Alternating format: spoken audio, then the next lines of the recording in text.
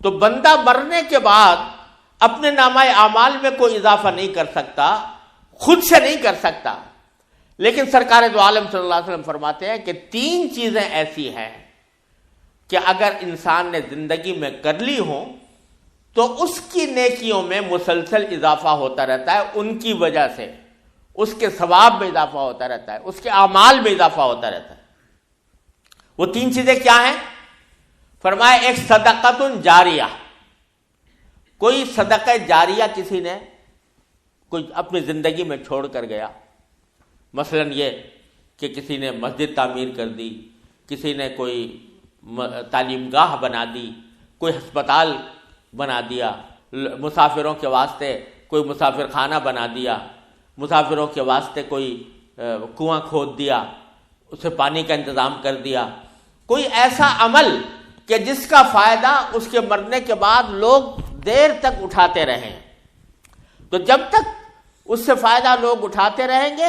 اس کے نام اعمال میں اس کا اضافہ ہوتا رہے گا۔ فرض کیجئے کہ کسی نے مسجد بنوا دی، تو مسجد کے بننے کے نتیجے میں جب تک نمازی اس میں نماز پڑھیں گے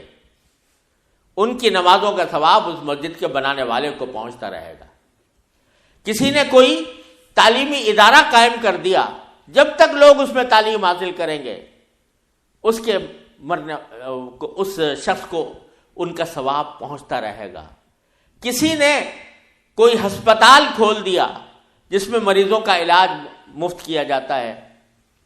تو جب تک اس میں مریض آتے رہیں گے ان کا علاج ہوتا رہے گا، بنانے والے کو مستقل اس کا ثواب ملتا رہے گا۔ یہ صدقہ جاریہ، وہ صدقہ جو جاری رہنے والا ہو، یعنی جس کا فائدہ مسلسل چلتا رہے، مدت دراز تک لوگ اس سے فائدہ اٹھاتے رہے۔ یہ صدقہ جاریہ اگر زندگی میں آدمی چھوڑ جائے تو پھر اس کا عمل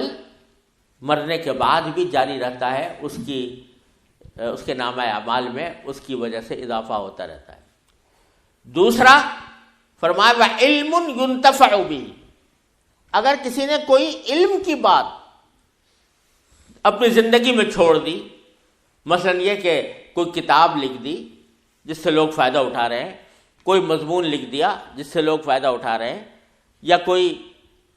تعلیم دے دی، کوئی استاد ہے جس نے اپنے شاگردوں کو علم سکھایا ہے اور اس علم سے لوگ فائدہ اٹھا رہے ہیں،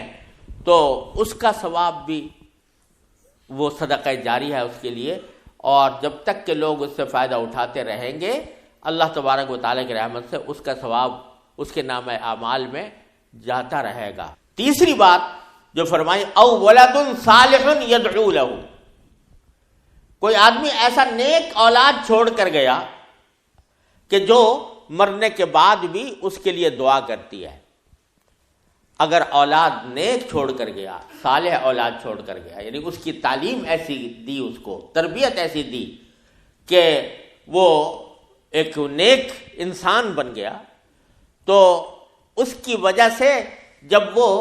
مر جائے گا، وہ باپ مر جائے گا، تو بیٹا اس کے لیے دعا کرے گا کہ یا اللہ میرے باپ کی مغفرت فرما دے، یا اللہ میرے والدین کی مغفرت فرما دے۔ تو جب اس کی دعا کی وجہ سے بھی اس کے نام اعمال میں اضافہ ہوگا۔ اور ایک حدیث میں آتا ہے کہ نبی کریم صلی اللہ علیہ وسلم نے ارشاد فرمایا کہ جب کوئی شخص اپنے کسی والدین کے لیے یا کسی بھی عزیز کے لیے کوئی دعا کرتا ہے مغفرت کی مرنے کے بعد کہ یا اللہ اس کی مغفرت کر دے، یا اللہ اس کو ثواب عطا فرما، اس کے درجات بلند کر دے، یہ جب دعا کرتا ہے کوئی، یا ایصال ثواب کرتا ہے کہ میں نے قرآن کریم پڑھ کر اس کا ثواب کسی اپنے مرحوم کو پہنچا دیا، تو حدیث میں آتا ہے کہ فرشتے اس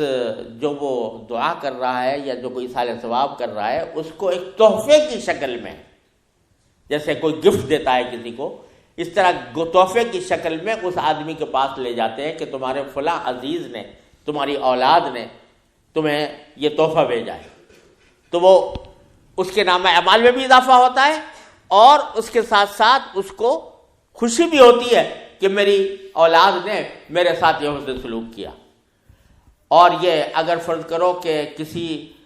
شخص کو یہ حسرت ہو کہ میں اپنے والدین کی خدمت نہیں کر سکا، یا والدین کا جیسا حق ادا کرنا چاہیے تھا ویسا حق میں ادا نہیں کر سکا، تو اس کا بھی بہترین طریقہ یہ ہے کہ والدین کے حق میں ایصال ثواب کیا جائے۔ تو اگر کوئی شخص اپنی ایسی اولاد صالح چھوڑ کر جا رہا ہے، نیک اولاد چھوڑ کر جا رہا ہے جو اس کے حق میں دعا کرتی ہے، اس کے لیے ایصال ثواب کرتی ہے، تو وہ خود بذات خود صدقہ جاریہ ہے، وہ اولاد صدقہ جاریہ ہے۔ جب تک وہ اولاد رہے گی اور دین پر عمل کرتی رہے گی، اس وقت تک اس کے نامہ اعمال میں اس کا اضافہ ہوتا رہے گا، اس کو اجر و ثواب ملتا رہے گا۔